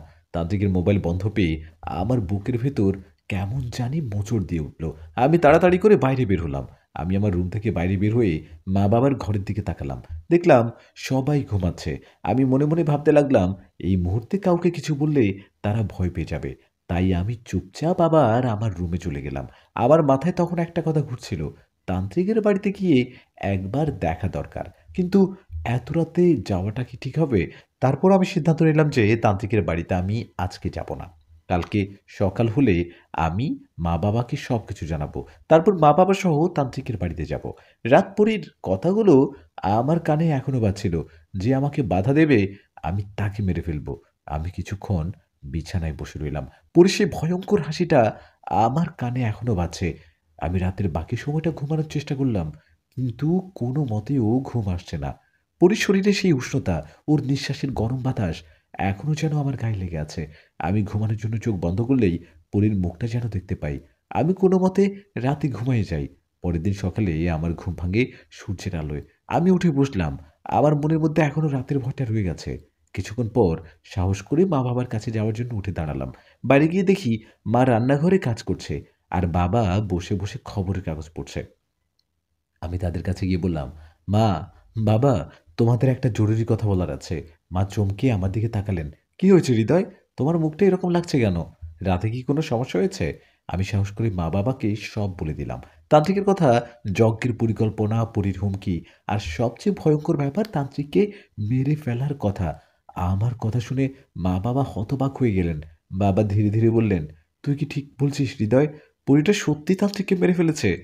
আমি বাবাকে বললাম, আমি জানি না বাবা, কিন্তু পরী নিজেই বলেছে। আর আমি তান্ত্রিক মোবাইলে কল দিয়েছিলাম তান্ত্রিককে। কিন্তু তান্ত্রিকের মোবাইল বন্ধ পাচ্ছি। মা কাঁপা গলায় বললেন, আমাদের এখন কি করা উচিত? আমরা এখন কি করব? আমি বললাম, আমাদের আগে তান্ত্রিকের বাড়িতে গিয়ে দেখতে হবে।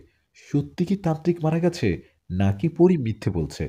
বাবা বললেন, হ্যাঁ হৃদয়, ঠিক কথা বলেছে। আমাদের আগে তান্ত্রিকের বাড়িতে গিয়ে দেখা উচিত। বাবার কথায় মা বললেন, আচ্ছা, ঠিক আছে। তারপর আমরা ৩ জন মিলে তান্ত্রিকের বাড়ির দিকে রওনা দিলাম। আমরা যখন তান্ত্রিকের বাড়ির সামনে পৌঁছালাম, তখন সেখানে চারপাশটা একেবারে শান্ত ছিল। দিনের আলো থাকলেও পরিবেশটা শান্ত গা ছমছমে লাগছিল। আমি দরজার কাছে গিয়ে কয়েকবার ডাকলাম, "তান্ত্রিক বাবা, তান্ত্রিক বাবা, আপনি কি বাসায় আছেন?" কারো কোনো সাড়া নেই। বাবা এগিয়ে এসে দরজায় ধাক্কা দিলেন। কিন্তু দরজাটা হালকা ঠেলতেই খুলে গেল। আমরা ভেতরে গিয়ে দেখি ঘরটা আগের মতো নেই। পুরো ঘরটা তছনছ হয়ে আছে। মাটিতে সব জিনিসপত্র পড়ে আছে। আমি সামনে এগিয়ে গিয়ে তান্ত্রিকের রুমে এদিক ওদিক তাকাতে লাগলাম। হঠাৎ মায়ের একটা চিৎকার, আমার আর বাবার পুরো শরীর কেঁপে উঠল। ওরে বাবা গো! এটা কি? আমি আর বাবা দৌড়ে গিয়ে দেখি ঘরের কোনায় তান্ত্রিক পড়ে আছেন। তবে তিনি মারা যাননি। তান্ত্রিক এখনো বেঁচে আছে। কিন্তু তার অবস্থা খুবই ভয়াবহ। তান্ত্রিকের পুরো শরীরটা রক্তাক্ত হয়ে আছে। তান্ত্রিক আমাদেরকে দেখে কিছু একটা বলতে চাচ্ছেন, কিন্তু পারছেন না। বাবা তাড়াতাড়ি তান্ত্রিকের শরীর নাড়াতে লাগলেন। তান্ত্রিক বাবাজি, আপনি কি আমার কথা শুনতে পাচ্ছেন? তান্ত্রিক কাঁপা কাঁপা ঠোঁট নিয়ে কোনোভাবে অস্পষ্ট শব্দ করলেন। সে সে সে সে খুবই শক্তিশালী। এটা শুনে আমার গা শিউরে উঠল। মা অস্থির হয়ে বললেন, কি হয়েছে তান্ত্রিক বাবাজি? আপনার এই অবস্থা কেন? তান্ত্রিক কষ্ট করে চোখ খুললেন। তান্ত্রিক সোজা আমার দিকে তাকিয়ে রইলেন। তারপর এক হাত বাড়িয়ে আমার হাতটা ধরে বললেন, হৃদয়, তুমি সাবধান। আমি ভীত হয়ে বললাম, কি হয়েছে বলুন? পরী কি সত্যি আপনাকে মারতে এসেছিল? তান্ত্রিক অনেক কষ্টে মাথা নেড়ে বললেন, সে আমাকে মারতে পারেনি, কিন্তু পরীটা আমার সব শক্তি সে কেড়ে নিয়েছে। এখন আমি আর কিছুই করতে পারবো না। হয়তো আমি আর বাঁচব না। এটা শুনে আমরা সবাই হতবাক হয়ে গেলাম। মানে, আপনি আর এখন কিছুই করতে পারবেন না? তাহলে পরীকে কি আর বন্দি করা সম্ভব নয়? তান্ত্রিক বললেন, এখন আর কোনো উপায় নেই। ও আমাদের সবার পরিকল্পনা জেনে গেছে। এখন থেকে ও আরো ভয়ঙ্কর হবে। হৃদয়, তুই সাবধানে থাকিস বাবা। মা আমার দিকে তাকিয়ে বলল, এখন আমরা কি করব? আমাদের কি এখান থেকে চলে যেতে হবে? তান্ত্রিক মাথা নাড়িয়ে বললেন, পালিয়ে কোনো লাভ নেই। সে যে কোনো জায়গায় তোকে খুঁজে বের করবে। কিন্তু একটা উপায় হয়তো আছে। আমরা তিনজনই একসঙ্গে বলে উঠলাম, কি উপায়? তান্ত্রিক ধীরে ধীরে বললেন, আমার পরিচিত একজন বড় হুজুর আছে। তোমাদের একমাত্র ওই হুজুরই সাহায্য করতে পারবে। তার কাছে অনেকগুলো পোষা জিন আর পরী রয়েছে। তোমাদের সেই হুজুরের কাছেই যেতে হবে। আমি তান্ত্রিককে বললাম, হুজুর? হুজুর কোথায় পাবো? কোথায় পাবো সেই হুজুরকে? তিনি কি আমাদের সাহায্য করবেন? তান্ত্রিক কষ্ট করে শ্বাস নিতে নিতে বললেন, তোমরা হুজুরকে গিয়ে যদি আমার কথা বলো, তাহলে সে তোমাদের সাহায্য করবে। সে অবশ্যই কিছু একটা করতে পারবে। বাবা তান্ত্রিককে বললেন, আমরা সেই হুজুরকে পাবো কোথায়? তান্ত্রিক বললেন, সেই হুজুর শহরের কাছে একটা গ্রামে থাকে। হুজুরের গ্রামের নাম বকুলতলা। তোমরা বকুলতলা গ্রামে গিয়ে যে কাউকে হুজুরের কথা জিজ্ঞাসা করলে তার বাড়ি দেখা দিবে। আমি চাইলে তোমাদের সেখানে নিয়ে যেতে পারতাম, কিন্তু এখন আমি পারবো না। এখন তোমাদের সেখানে একাই যেতে হবে। তান্ত্রিক আমাদের আরো বলল, আর হ্যাঁ, তোমাদের ওই হুজুরের কাছে আজকের মধ্যে যেতে হবে। কারণ বুড়ি যদি জানতে পারে, তাহলে তোমাদের ক্ষতি করার চেষ্টা করবে। তাই তোমাদের আজকেই ওই হুজুরের কাছে যেতে হবে। হুজুরের কাছে গিয়ে বলবে, আমি তোমাদের পাঠিয়েছি। তবে মনে রেখো, হুজুরের সামনে কোনো মিথ্যে বলবে না। উনি কিন্তু সব বুঝতে পারেন। তান্ত্রিকের কথায় আমি বললাম, আপনাকে এভাবে রেখে আমরা হুজুরের কাছে কিভাবে যাব? তান্ত্রিক বলল, তোমরা আমার চিন্তা করো না। আমি ঠিক হয়ে যাব। আগে তোমাদের ওই হুজুরের কাছে যেতে হবে। বাবা বললেন, আচ্ছা, ঠিক আছে বাবাজি, আমরা আর দেরি করব না। এখনই আমরা হুজুরের কাছে রওনা দেব। মা বললেন, কিন্তু বকুলতলা গ্রাম তো অনেক দূরে। আমরা সেখানে কিভাবে যাব এত তাড়াতাড়ি? বাবা বললেন, আমরা যদি এখন বের হয়ে যাই, তাহলে সন্ধ্যার আগে হুজুরের বাড়িতে পৌঁছে যাব। আমাদের এখনই রওনা দিতে হবে। বাবার কথায় আমরা তিনজন হুজুরের বাড়িতে যাওয়ার জন্য তান্ত্রিকের বাড়ি থেকে বাইরে চলে আসলাম। বাইরে এসে আমি মা বাবাকে বললাম, আমাদের সাথে মিতুকে সহ নিয়ে গেলে ভালো হবে না? পরী যদি মিতুর কোনো ক্ষতি করে? মা বললেন, তুই ঠিক বলেছিস বাবা। আমাদের সাথে মিতুকে সহ নিয়ে যাই। মিতু এখানে থাকলে ওর বিপদ হতে পারে। তারপর আমরা মিতুকে নিয়ে বকুলতলা গ্রামের দিকে রওনা দিলাম। প্রায় ৩ থেকে ৪ ঘন্টা পর আমরা বকুলতলা গ্রামে পৌঁছালাম। গ্রামে ঢুকতেই দিকেই গ্রামের চারপাশটা দেখতে অনেক সুন্দর। চারপাশে অনেক শান্ত। যেন এখানে কেউ নেই। আমি গ্রামের একজন বৃদ্ধ লোককে জিজ্ঞেস করলাম, চাচা, এখানে এক হুজুর থাকেন। আপনি কি ওই হুজুরকে চেনেন? আপনি কি আমাদের তার বাড়ি দেখিয়ে দিতে পারবেন? লোকটা আমাদের ভালো করে দেখে বলল, তোমরা নিশ্চয়ই খুব বিপদে পড়েছ। আমরা অবাক হয়ে বললাম, হ্যাঁ চাচা, আপনি কিভাবে বুঝলেন? বৃদ্ধ লোকটা আমাদের বলল, হুজুরের কাছে যারা আসে তারা সাধারণত কোনো না কোনো বিপদে পড়ে আসে। হুজুরই তাদের সাহায্য করেন। তোমরা আমার সাথে এসো। আমরা বৃদ্ধ লোকটার পেছনে পেছনে হাঁটতে লাগলাম। কিছুক্ষণ পর তিনি আমাদের একটা পুরনো বড় বাড়ির সামনে নিয়ে এলেন। তিনি বললেন, এই বাড়িটাই হুজুরের। ভেতরে গিয়ে ডাক দাও, তিনি তোমাদের সাথে কথা বলবেন। আমরা দরজার সামনে গিয়ে কয়েকবার ধাক্কা দিলাম। কিছুক্ষণ পর দরজা খুলে গেল। দরজা খুলে এক মধ্যবয়স্ক লোক, তার দাড়িগুলো লম্বা লম্বা, এক লোক আমাদের দিকে তাকিয়ে রইলেন। তিনি আমাদের ভেতরে আসতে বললেন। আমরা সেই লোকটাকে দেখে বুঝে গেলাম সেই লোকটাই হলো হুজুর। তিনি বললেন, তোমরা তান্ত্রিকের পাঠানো লোক, তাই না? তোমরা হতবাক হয়ে এভাবে তাকিয়ে আছো কেন? আমরা আসলেই হতবাক হয়ে গেলাম। বাবা বললেন, আপনি কিভাবে জানলেন আমাদের তান্ত্রিক পাঠিয়েছে? হুজুর একটু হেসে বললেন, আমি জানি, কারণ সে আমাকে স্বপ্নে দেখিয়েছে। তোমাদের জন্য একটা ভয়ঙ্কর বিপদ অপেক্ষা করছে। তাই তোমরা আমার কাছে এসেছো। আমি হুজুরকে সব ঘটনা খুলে বললাম। পরীর কথা, তান্ত্রিকের কথা, পরীর হুমকি সবকিছু। সবকিছু শুনে হুজুর বড় একটা শ্বাস ফেলে বললেন, তোমাদের বিপদ খুব বড়। কারণ এই পরী সাধারণ পরীদের মতো নয়। পরী জাতির মধ্যে সবচেয়ে শক্তিশালী পরী এটা। মা কাঁপা কাঁপা গলায় বললেন, তাহলে আমাদের এখন কি করা উচিত হুজুর? হুজুর বললেন, আমি অবশ্যই আপনাদের সাহায্য করব। আগে আমাকে জানতে হবে পরীটা কেন আসে, হৃদয়ের সাথে সহবাস করার কারণ কি। আমি বললাম, হুজুর, পরীটা কেন এসেছে সেটা কিভাবে জানবো? হুজুর বললেন, তোমরা চিন্তা করো না, আমার কাছে অনেক পোষা জিন আর পরী আছে। আমি তাদের মাধ্যমে খবর নেব পরীটা এখানে আসার কারণ কি। তোমরা এখন আমার বাড়িতে বিশ্রাম করো। কালকে সন্ধ্যার সময় সবাই এখানে আসবে। তারপর হুজুর আমাদের একটা রুম দেখাই দিয়ে বললেন, তোমরা আজকে রাতে এখানে থাকতে পারো। তোমাদের এখানে কোনো ভয় নেই। পরীটা এখানে আসতে পারবে না। এটা বলেই হুজুর তার রুমে চলে গেলেন। হুজুরের বাড়িতে আমরা সে রাতটা কোনো মতে কাটাই।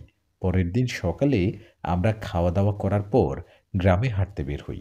আমি মনে মনে ভাবতে লাগলাম, কখন যে সন্ধ্যা হবে আর হুজুর আমাদের কি বলে কে জানে। সেদিনটা যেন কাটতেই চাইছিল না। বকুলতলা গ্রামটা সত্যিই অপূর্ব। সেই গ্রামের পরিবেশটা শান্ত, চারপাশে প্রচুর গাছপালা, একদম ছবির মতো সুন্দর। বিকেল গড়িয়ে সন্ধ্যা আসতে শুরু করলো। আমাদের মধ্যে উত্তেজনা বাড়তে লাগলো। ঠিক সন্ধ্যা হওয়ার আগ মুহূর্তে হুজুর আমাদের ডাকলেন। আমরা সবাই দ্রুত হুজুরের ঘরে গিয়ে বসে পড়লাম। হুজুরের সামনে অনেকগুলো বই খোলা ছিল। হুজুর আমাদের দিকে তাকিয়ে বললেন, কালকে তোমরা তোমাদের রুমে যাওয়ার পর আমি আমার পোষা জিন পাঠিয়েছি পরীর খবর নেয়ার জন্য। তারা খবর নিয়ে এখনই চলে আসবে। হুজুরের কথা শেষ হতে না হতেই ঘরের ভেতরে হঠাৎ প্রচণ্ড বাতাস শুরু হলো। বাতাসটা যেন শুধুমাত্র ঘরের ভেতরেই ঘুরপাক খাচ্ছিল। আমরা সবাই চমকে উঠলাম। কয়েক সেকেন্ডের মধ্যেই বাতাসটা আবার শান্ত হয়ে গেল। আর ঘরের জানালা দিয়ে হঠাৎ কালো ধোঁয়ার মতো কিছু একটা ঢুকে গেল। ধীরে ধীরে সেই ধোঁয়া থেকে আমাদের সামনে তিনটি অদ্ভুত চেহারার জিন দাঁড়িয়ে গেল। তাদের চোখগুলো জ্বলজ্বল করছিল, মুখে কোনো অনুভূতি নেই। আমাদের দিকে তাকিয়ে হুজুর বললেন, তোমরা ভয় পেও না, এরা হলো আমার পোষা জিন। ওরা পরীর খবর নিয়ে এসেছে। জিনগুলো হুজুরের সামনে বসে সালাম দিল। একজন জিন বলল, হুজুর, আমরা পরীর খবর নিয়ে এসেছি। হুজুর বললেন, তাহলে বলো, তোমরা পরীর কি খবর নিয়ে এসেছো? একজন বলল, হুজুর, এই পরী সাধারণ কোনো পরী নয়। সে পরী জাতির মধ্যেই অন্যতম শক্তিশালী এক পরী। তার নাম রুহি। এটা শুনে আমরা সবাই একসঙ্গে চমকে উঠলাম। হুজুর চিন্তিত হয়ে বললেন, তাহলে সে তো এই পরীটা খুবই শক্তিশালী। তাহলে তো পরীটা বন্দি করা খুবই কঠিন কাজ হবে। দ্বিতীয় জন বললেন, হুজুর, পরীটা মানুষের সাথে শারীরিক সম্পর্ক করার একটা বড় রহস্য আছে। এই পরী শুধু মনের খেয়ালে মানুষের সাথে সহবাস করে না, এর পেছনে এক ভয়ানক রহস্য আছে। হুজুর বললেন, কি রহস্য? সেটা কি তোমরা জানতে পেরেছ? বিস্তারিত বলো। তৃতীয় জন বললেন, পরীটা যতবার মানুষের সাথে শারীরিক সম্পর্ক করে তার শক্তি তত বাড়তে থাকে। পরীটা তার শক্তি বাড়ানোর জন্য হৃদয়ের সাথে প্রতিদিন শারীরিক সম্পর্ক করে। জিনগুলোর কথা শুনে আমরা হতবাক হয়ে গেলাম। হুজুর জিনদের কথা শুনে কিছুক্ষণ নীরব রইলেন। তারপর বললেন, তাহলে এই পরীকে থামানো সহজ হবে না। যদি সে প্রতিবার শারীরিক সম্পর্কের মাধ্যমে শক্তি বৃদ্ধি করে, তবে সে এখন অনেক শক্তিশালী হয়ে উঠেছে। বাবা চিন্তিত হয়ে বললেন, হুজুর, তাহলে এখন আমরা কি করব? হৃদয় তো এই পরীর হাত থেকে রক্ষা পাবে না। পরীটা তার শক্তি বাড়ানোর জন্য হৃদয়ের সাথে শারীরিক সম্পর্ক করবে। হুজুর বললেন, আমি একটা উপায় বের করেছি, তবে এটা খুব ঝুঁকিপূর্ণ। আমি অধীর হয়ে বললাম, কি উপায় হুজুর? একজন জিন মাথা নিচু করে বলল, হুজুর, আমরা পরীর বিষয়ে আরেকটা খোঁজ নিয়েছি। পরীটা যদি যে কোনো মানুষের সঙ্গে ১০০ বার শারীরিক সম্পর্ক করে ফেলে, তাহলে সে পরীকে কেউ মারতে পারবে না। এ কথা শুনে আমরা সবাই অবাক হয়ে গেলাম। আমি সেখানে কি বলবো বুঝতে পারছিলাম না। হুজুর বললেন, তাহলে তো পরীটা ১০০ বার শারীরিক সম্পর্ক করলেই সে অনেক শক্তিশালী হয়ে যাবে। আর তখন তাকে আর কেউ থামাতে পারবে না। পরীটাকে আমাদের আটকাতেই হবে। আমি বললাম, হুজুর, পরীটা তো অনেক শক্তিশালী হয়ে উঠেছে। তাকে কিভাবে আটকাবেন? আমার কথায় হুজুর বললেন, পরীকে আটকানোর একটা উপায় আছে। আমরা সবাই একসাথে বলে উঠলাম, কি উপায় হুজুর? হুজুর বললেন, আগে পরীকে শারীরিক সম্পর্ক করা থেকে আটকাতে হবে। তারপর তাকে বন্দি করে ফেলতে হবে। পরীটাকে বন্দি করতে হলে আমাদের কয়েকদিন সময় নিতে হবে। কয়েকদিন পর আমি পরীটাকে বন্দি করব। আমি হুজুরকে বললাম, হুজুর, তাহলে তো পরীটা আমার সাথে শারীরিক সম্পর্ক করবে। আমি পরীকে কিভাবে আটকাবো? হুজুর বললেন, তোমরা সেটা নিয়ে চিন্তা করিও না। সেটার ব্যবস্থা আমি করব। আজ থেকে ৩ দিন পর আমি তোমাদের বাড়িতে যাব। পরীটাকে বন্দি করার জন্য। পরীকে বন্দি করার জন্য আগে আমাকে কতগুলো কাজ করতে হবে। আগে কাজগুলো আমি এখানে সম্পূর্ণ করে তারপর পরীকে বন্দি করব। মার বাবা বললেন, "হুজুর, তাহলে তো পরীটা আমাদের ক্ষতি করবে। আমরা কোথায় কি করি, পরীটা সব জেনে যায়। আপনি পরীকে বন্দি করার কথা ভাবছেন, সেটা হয়তো পরীটা জেনে যাবে। এটা যদি জেনে যায়, তাহলে পরীটা আমাদের ক্ষতি করবে।" মা-বাবার কথায় হুজুর বললেন, "এটা নিয়ে তোমরা চিন্তা করো না কোনোভাবে। আমি তোমাদের কতগুলো কাজ দিব। তোমরা যদি সেই কাজগুলো ভালোভাবে করো, তাহলে পরী তোমাদের কোনো ক্ষতি করতে পারবে না। পরীটা যতই শক্তিশালী হোক না কেন, তোমাদের ক্ষতি সে করতে পারবে না কোনোভাবে।" আমি আর মা-বাবা বললাম, "হুজুর, আমাদের কি কাজ করতে হবে? আপনার কথা মতো আমরা সবকিছু করব। আপনি বলেন, আমাদের কি করতে হবে?" কেন জানি মিতু সেখানে চুপচাপ বসে আছে। মিতু সেখানে কোনো কথা বলছে না। আমরা হুজুরের সাথে এত কথা বলছি, অথচ মিতু সেখানে চুপচাপ বসে আছে। হুজুর হঠাৎ মিতুর দিকে তাকালেন। কিছুক্ষণ তাকিয়ে থেকে বললেন, "মেয়ে, তুমি কেন কিছু বলছো না? তোমার মুখ এমন ফ্যাকাশে হয়ে আছে কেন?" আমরা তখন মিতুর দিকে তাকালাম। সত্যি, মিতুর মুখটা খুবই ফ্যাকাশে দেখাচ্ছিল। সে যেন ভয় পেয়ে গেছে, কিন্তু বলতেও পারছে না। আমি বললাম, "মিতু, তুমি চুপ করে আছো কেন? কিছু বলো।" মিতু একবার আমার দিকে তাকিয়ে ধীরে ধীরে বলল, "তেমন কিছু না। আমার শরীর ভালো লাগছে না। তাই আমি কিছু বলছি না।" মা বললেন, "আচ্ছা ঠিক আছে মিতু। হুজুর আপনি বলেন আমাদের কি করতে হবে?" হুজুর আমাদের দিকে তাকিয়ে বললেন, "তোমাদের কিছু বিশেষ নিয়ম মেনে চলতে হবে। যদি একটাও ভুল করো, তবে পুলিশ সেটা টের পেয়ে যাবে। আর তখন সে আরো ভয়ংকর হয়ে উঠবে।" বাবা বললেন, "হুজুর কি করতে হবে আমাদের?" হুজুর বললেন, "প্রথমত তোমাদের বাড়ির প্রতিটি দরজা জানালায় বিশেষ এক ধরনের তাবিজ ঝুলিয়ে দিতে হবে। এতে করে পুলিশ সহজে ঘরের ভেতরে প্রবেশ করতে পারবে না। সব সময় দরজা জানালাগুলো রাতে বন্ধ রাখতে হবে। দ্বিতীয়ত, সন্ধ্যার পর কেউ ঘর থেকে বের হবে না। রাতের বেলা কেউ একা থাকবে না। তোমাদের সবার একসঙ্গে থাকতে হবে। কারণ পরী একা কাউকে পেলেই তাকে বশ করতে পারবে।" হুজুর একটু আমাদের দিকে তাকালেন। তারপর বললেন, "তৃতীয়ত তোমাদের সবাইকে একটা বিশেষ তাবিজ পড়তে হবে। এই তাবিজ পড়লে পরী তোমাদের সরাসরি কোনো ক্ষতি করতে পারবে না। তবে সাবধান, যদি কেউ ভুল করে তাবিজ খুলে ফেলে, তাহলে পরী সহজেই তাকে ক্ষতি করতে পারবে।"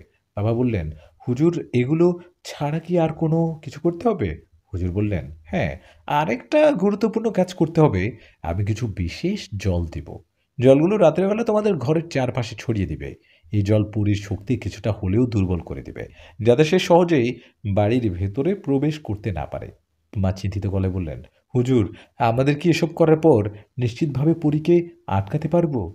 হুজুর বললেন, "হ্যাঁ, আমি যে কথাগুলো বলছি সেগুলো ঠিকমতো পালন করলে পরীকে আটকানো যাবে।" আমি বললাম, "পরী না আসলে কি হবে?" "কিন্তু হুজুর, আমি তো ঘুমের মধ্যেই পরীর কাছে চলে যাই। আমি তো স্বপ্নে পরীকে দেখি।" হুজুর তখন একটা ছোট্ট বোতল বের করলেন এবং আমাকে দিয়ে বললেন, "এই তেল তোমার বিছানায় কয়েক ফোঁটা ছিটিয়ে দিবে। এতে করে তুমি আর পরীকে স্বপ্নে দেখতে পাবে না।" আমি বোতলটা শক্ত করে ধরে বললাম, "আচ্ছা ঠিক আছে হুজুর।" হুজুর বললেন, "তাহলে তোমরা আজ রাতে এখানে থাকো। এত রাতে তোমাদের বাড়িতে যাওয়ার দরকার নাই। কাল সকাল হলে তারপর যেও। এখন তোমরা নিজের রুমে যাও। কালকে সকালে বাড়ি যাওয়ার আগে আমার থেকে জলটা নিয়ে যেও। আমি সময় মতো ৩ দিন পর তোমাদের বাড়িতে চলে যাব।" বাবা বললেন, "ঠিক আছে হুজুর, আমরা আপনার কথা মতো সব করব।" আমরা সবাই হুজুরের কাছ থেকে বিদায় নিয়ে রুমে চলে গেলাম। সে রাতটা আমরা কোনো মতে কাটাই। রাতে আমাদের সেখানে তেমন একটা সমস্যা হয় নাই। রাতে আমরা সবাই ঘুমিয়ে গেলাম। হুজুর কথা মতো বিশেষ জলটা আনার জন্য আমরা সকালে ঘুম থেকে উঠে হুজুরের রুমে গেলাম। আমরা হুজুরের রুমে গিয়ে দেখি এক ভয়ানক দৃশ্য। হুজুর তার চোখ বন্ধ করে কি যেন বলতে লাগলেন। হুজুরের ঠিক পেছনে কতগুলো ভয়ানক দেখতে জিন দাঁড়িয়ে আছে। জিনগুলোকে দেখে আমরা অনেক ভয় পেয়ে গেলাম। তখনই হঠাৎ হুজুর চোখ বন্ধ অবস্থায় বলে উঠলেন, "তোমাদের ভয় পাওয়ার কোনো কারণ নেই। এই জিনগুলো আমার পোষা জিন। জিনগুলো তোমাদের কোনো ক্ষতি করবে না।" তারপর আমরা হুজুরের সামনে গেলাম। মা হুজুরকে বললেন, "হুজুর আমাদের এখন বাড়িতে ফিরতে হবে। আমরা এখানে ওই বিশেষ জলের জন্য এসেছি।" হুজুর বললেন, "আচ্ছা, ঠিক আছে।" তারপর হুজুর তার পাশে থেকে একটা জলের বোতল মায়ের হাতে দিয়ে বললেন, "এটাই হলো ওই বিশেষ জল। এই জলটা তোমাদের বাড়ির চারপাশে ছিটাতে হবে। তাহলে পরীটা আর তোমাদের বাড়িতে ঢুকতে পারবে না।" মা কান্না চোখে বললেন, "হুজুর সব ঠিক হয়ে যাবে তো? আমার ভয় করছে। যদি আমাদের কোনো ক্ষতি হয়?" হুজুর ২-৩ পা এগিয়ে এসে বললেন, "আপনারা আমার উপর বিশ্বাস রাখুন। পরীকে বন্দী করার পর সবকিছু আবার ঠিক হয়ে যাবে। আমি সময় মতো আপনাদের বাড়িতে চলে যাব। আপনারা এখন বাড়িতে ফিরে যেতে পারেন।" হুজুরের কথায় আমরা আর দেরি না করে বাড়ির উদ্দেশ্যে রওনা দিলাম। ৩ থেকে ৪ ঘন্টা পর আমরা বাড়িতে পৌঁছে গেলাম। বাড়িতে পৌঁছেই আমরা কোনো দেরি না করে হুজুরের দেওয়া বিশেষ জল বাড়ির চারপাশে ছিটিয়ে দিলাম। হুজুরের কথা মতো দরজা আর জানালায় তাবিজ ঝুলিয়ে দিলাম। আর সবার কাছে একটা করে তাবিজ রাখলাম। আমি দুপুরে খাওয়া-দাওয়া করে বন্ধুদের দেখা করতে গেছি। অনেকদিন তো বন্ধুদের সাথে দেখা হয়নি। অনেকদিন পর বন্ধুদের সাথে দেখা হওয়ায় সময়টা বেশ ভালোই কাটছিল। সন্ধ্যা হয়ে আসছে। একসময় মনে হলো আমাকে বাড়িতে ফিরে যাওয়া দরকার। হুজুরের কথা মতো সন্ধ্যার পর আমরা কেউ বাড়ির বাইরে থাকবো না। সন্ধ্যার আগে আমি বাড়িতে ফিরে গেলাম। আমি বাড়িতে গিয়ে দেখি সবাই বাড়িতে আছে। রাতে আমরা খাওয়া-দাওয়া করে ঘুমোতে যাব। এমন সময় প্রচণ্ড জোরে বাতাস বইতে লাগলো। তখন আমার মনে হচ্ছে পরীটা হয়তো আসছে। বাড়ির বাইরে কে যেন প্রচণ্ড জোরে চিৎকার করতে লাগলো। বাবা বলল, "চিৎকারটা হয়তো পরীর হবে।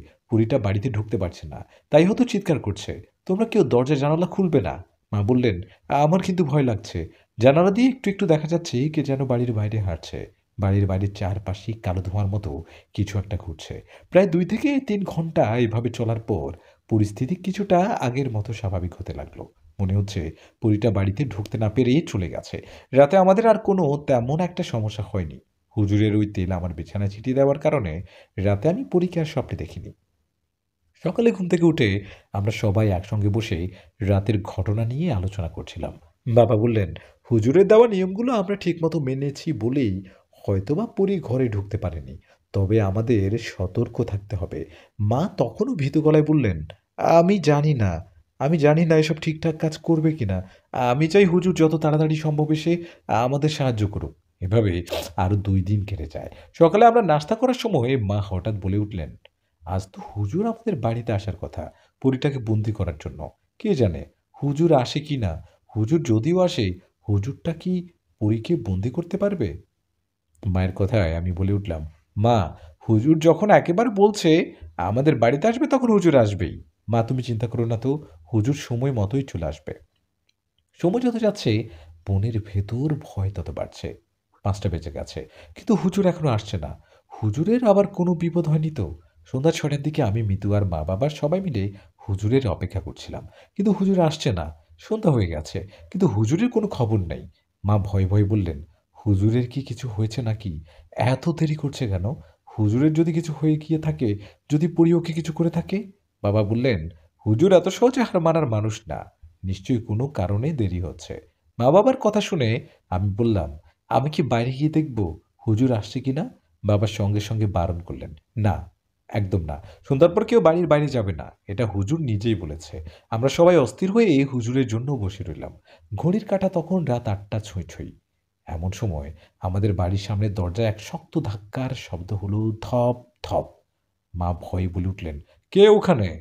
কেউ কোনো উত্তর দিল না। তারপর আবার ধপ, ধপ। বাবা ইশারা করে আমাদের চুপ থাকতে বললেন। তারপর বাবা আস্তে, আস্তে দরজার কাছে গেলেন। দরজার ফাঁক দিয়ে বাইরে তাকাতেই বাবা চমকে উঠলেন। "হুজুর আপনি?" বাবা মুখে হুজুর শুনে আমরা সবাই ছুটে গেলাম। দরজা খুলতে দেখি হুজুর বাইরে দাঁড়িয়ে আছেন। মা এগিয়ে গিয়ে বললেন, "হুজুর আপনি ঠিক আছেন তো? আপনার আসতে এত দেরি হলো কেন?" "দেরি হয়ে গেল। কারণ পরী আগেই টের পেয়ে গিয়েছিল যে আমি এখানে আসব। সে আমাকে পথে আটকে দেওয়ার চেষ্টা করেছিল।" বাবা বললেন, "হুজুর আপনি ঠিক আছেন তো? আপনার কিছু হয়নি তো?" হুজুর মাথা ঝুঁকিয়ে বললেন, "আমি ঠিক আছি। তবে পরী খুব শক্তিশালী। ও আমাকে আটকানোর জন্য তার সমস্ত শক্তি প্রয়োগ করেছিল। আমি আর আমার পোষা জিনদের সাহায্যে ওকে কিছুক্ষণের জন্য দূরে সরিয়ে দিয়েছি। কিন্তু ও এখনো পুরোপুরি হার মানেনি।" মা ভয়ে বললেন, "হুজুর তাহলে তাহলে আমরা কি বিপদে আছি?" হুজুর এক পা বাড়িয়ে ঘরের ভেতরে ঢুকে দরজাটা বন্ধ করে দিলেন। তারপর বললেন, "না, আমরা এখন নিরাপদ। তবে খুব বেশি দিন নয়। পরী ফিরে আসবে। কারণ সে সহজে হাল ছাড়বে না। আজ রাতেই আমাদের কাজ শেষ করতে হবে। না হলে পরিস্থিতি আরো ভয়ংকর হয়ে উঠবে।" বাবা বললেন, "হুজুর তাহলে পরীকে বন্দি করার জন্য কি করতে হবে আমাদের?" হুজুর তার ঝোলা থেকে একটা কালো কাপড়ে মোড়ানো ছোট্ট বাক্স বের করলেন। হুজুর বললেন, "এখানে একটা বিশেষ বোতল আছে, যেটা পরীকে বন্দি করতে হবে। কিন্তু এই বোতল শুধু তখনই কাজ করবে যখন পরী পুরোপুরি আমাদের নিয়ন্ত্রণে আসবে। এজন্য আমাদের একটা ফাঁদ তৈরি করতে হবে।"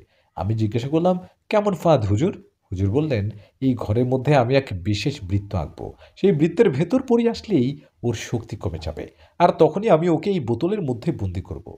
কিন্তু এই কাজ খুব বিপজ্জনক। কারণ পরী টের পেলেই আমাদের আক্রমণ করতে পারে।" বাবা বললেন, "আমরা ভয় পাবো না হুজুর। আপনি যা বলবেন আমরা তাই করব।"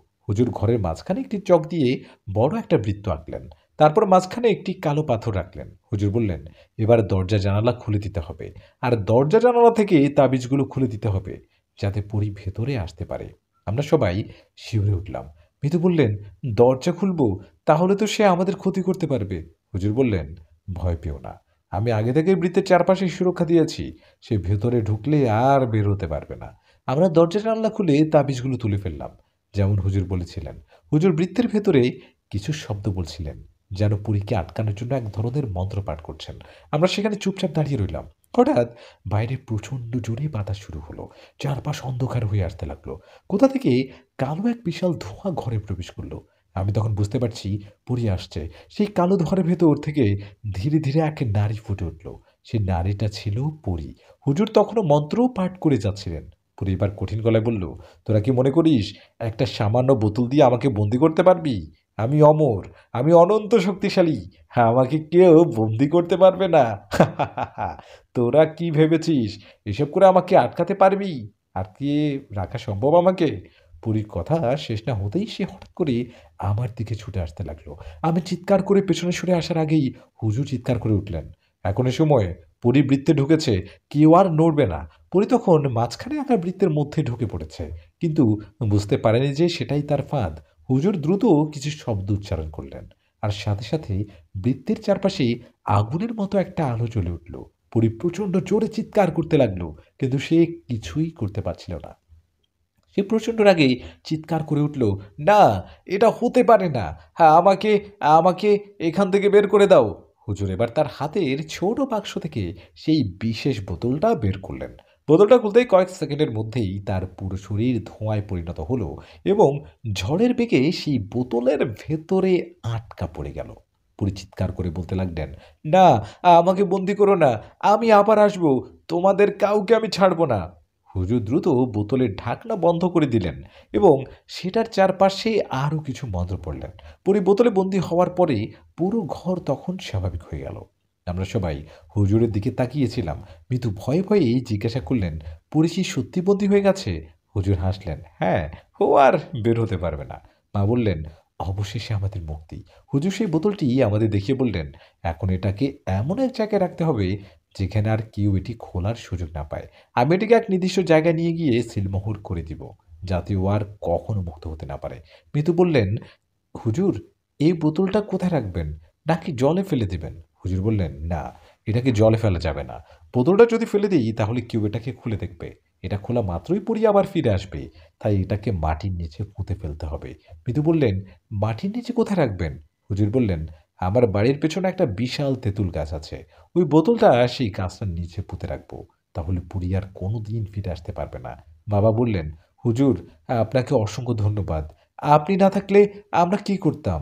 হুজুর হেসে বললেন, উপরওয়ালা সব দেখেন। তিনি তোমাদের রক্ষা করেছেন। এবার তোমরা নিশ্চিন্তে থাকতে পারো। আমরা সবাই হুজুরের পায়ে হাত দিয়ে সালাম করলাম। মা খেতে বললেন, বাবা আবেগ ধরে রাখতে পারলেন না। আমরা সবাই যেন নতুন করে বেঁচে গেলাম। বোতলটা নিয়ে হুজুর চলে গেলেন। হুজুর চলে যাওয়ার পর আমি গিয়ে মিতুকে জড়িয়ে ধরে বলি, মিতু, আমাদের আর কেউ আলাদা করতে পারবে না। পরী রুহিকে হুজুর বন্দি করার মাধ্যমে পরের সহবাস সিজন 1 গল্পটা এখানেই সমাপ্ত হলো। পরের সহবাস সিজন 1 এ যতটা কাহিনী, যতটা মজা পেয়েছেন, সিজন 2 তে তেমনি মজা পাবেন। পরের সহবাস সিজন 1 যেখানে শেষ হয়েছে, এর পরের অংশ থেকে সিজন 2 শুরু হবে। এই গল্পের সিজন 2 খুব শীঘ্রই আসবে। পরের সহবাস সিজন 1 আপনাদের কাছে কেমন লাগলো কমেন্ট করে জানাবেন আমাদের। এবং আপনাদের যদি কোনো কিছু বলার থাকে, আপনাদের মতামত, আপনাদের কোনো উপলব্ধি এবং নতুন কোনো গল্প সম্পর্কে আপনাদের ধারণা বা আপনার সাথে ঘটে যাওয়া কোনো ঘটনা, তাহলে কমেন্ট বক্সে আপনাদের মতামত জানিয়ে যাবেন। এবং আমাদের লেখক হৃদয় খান অসাধারণ লিখেন। আপনাদের সাথে যোগাযোগ করে আপনাদের গল্প সম্পর্কে নিশ্চয়ই একটা ধারণা নেবেন, বা আপনাদের সম্পূর্ণ ঘটনা মেইলের মাধ্যমেও পাঠিয়ে দিতে পারেন আমাদের কাছে। আমরা সেই গল্প তুলে ধরব আগামী কোনো আয়োজনে, ঠিক একইভাবে আপনাদের সাথে ঘটে যাওয়া এই ঘটনাগুলো। ধন্যবাদ। সাবস্ক্রাইব করবেন আমাদের চ্যানেলটি, সাথে থাকবেন আর এভাবেই ভালোবাসা দিবেন। আসসালামু আলাইকুম ওয়া রাহমাতুল্লাহ।